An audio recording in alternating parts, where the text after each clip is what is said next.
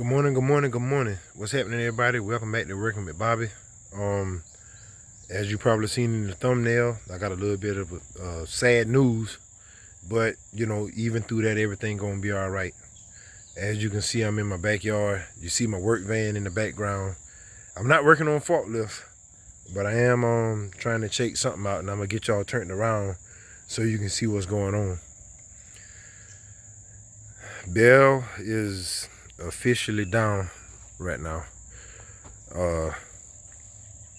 My wife had called and she told me that she had some issues going on. So y'all see what I got going on right here with the clear jar from the house, my timing light, screwdriver. I had the fuel line, took it loose, and I wanted to check the gas content in the tank, and so far that's fine. I checked my spark plug wires to make sure none of those was arcing off. They're fine. I had the timing light on the truck while it was running, so I can try to make sure that there was nothing going on with the distributor itself, and that was fine. So let me go ahead and tell you what was going on, why I had to come home from a customer site and do all of this checking. Maybe 1 or 2 videos ago, one of you guys, let me get y'all turned around, I'm gonna sit down.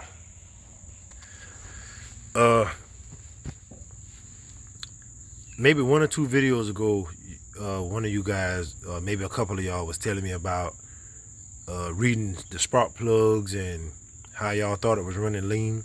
So immediately after I saw that comment, I hooked my vacuum gauge up at the shop and retuned my carburetor. It was running fine. I even noticed the old school way, I'ma say old school way of seeing if an engine is happy by looking to see if moisture is coming out of the tailpipe. Not moisture from like blown head gasket or whatever, like not steam, just moisture from proper combustion when the engine is happy. That was coming out of both tailpipes. So I'm like, all right, cool. I'm in the, the ballpark figure. That same subscriber even commented like, hey man, you need to try to get like a air fuel ratio gauge, which can help with tuning. So I was looking into it, just never had the money to go ahead and order one. So some time went on, and my wife got in a car accident, so we down to just the truck. So she's been driving it and whatnot. And the truck has been operating flawlessly, to be honest with you, until here maybe a couple days ago, where I've been noticing like some backfiring out of the carburetor, and this morning when I got back, it was doing it in the out the tailpipe. The last time I had anything backfiring out the tailpipe, I had flat tappet cam issues. So this is what I did. Get y'all turned around again. I took a fuel sample. I did this after running the truck and hooking up my timing light. This is just a basic light. I keep it in the van because some of our forklifts have distributors and whatnot, and you got to set the correct ignition timing if you're doing that sort of thing.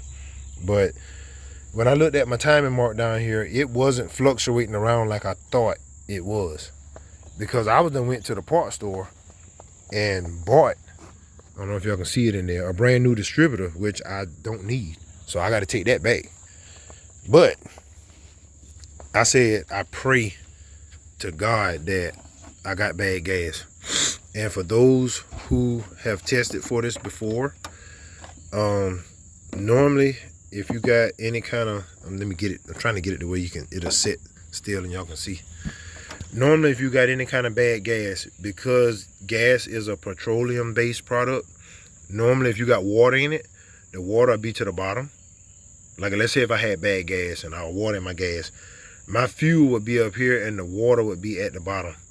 Like it'll be like, it don't mix, obviously. Like oil and water don't mix, but it would be water or murky looking, dirty looking, whatever at the bottom, and then the clean gas or whatever would be towards the top, if I'm remembering correctly. If I'm wrong, somebody in the comments let me know that I'm backwards or whatever. But I remember doing this test when I worked at the Nissan dealership years ago. So with that being said, I had this thing sitting for at least 45 minutes to an hour, and it hadn't separated. So, and it don't smell bad either. So that's good clean fuel right here.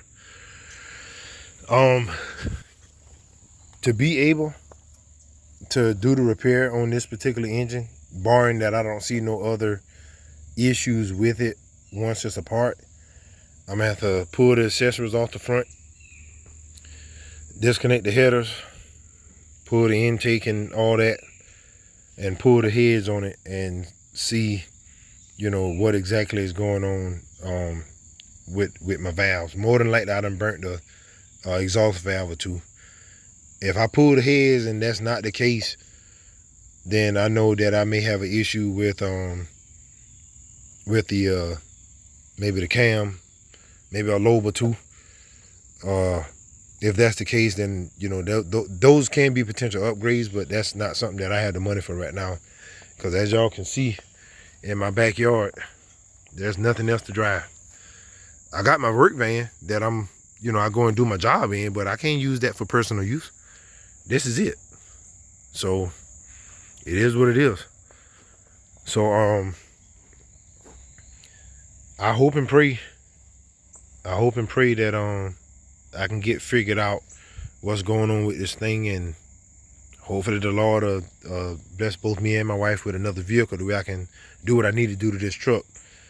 But you know, it's just one of them things that happens. That was why I was saying that I'm interested in doing away with the carburetor. Not that the carburetor is bad, but because of the passageways that's inside of it, and they can easily get clogged with trash and cause this sort of issue, because it'll lean the motor out, regardless of you messing with the outer mixture, the fuel mixture screws. If you got a passageway that's in there that's clogged, the engine won't respond to your adjustments, and normally you have time to go ahead and rebuild the carburetor and everything is what it is. You can catch that issue.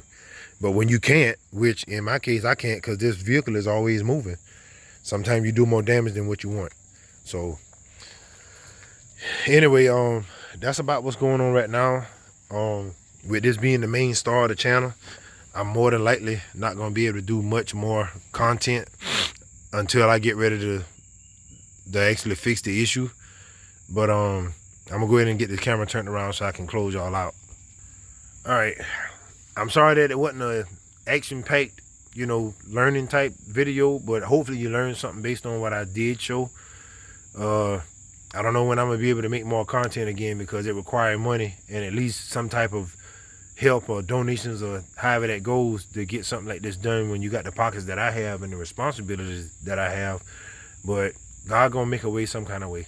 I mean, it's only so much I can do, and I'm not gonna stress myself about it, even though I am a little hurt by everything that's going on right now. But it is what it is. I guess it's just life.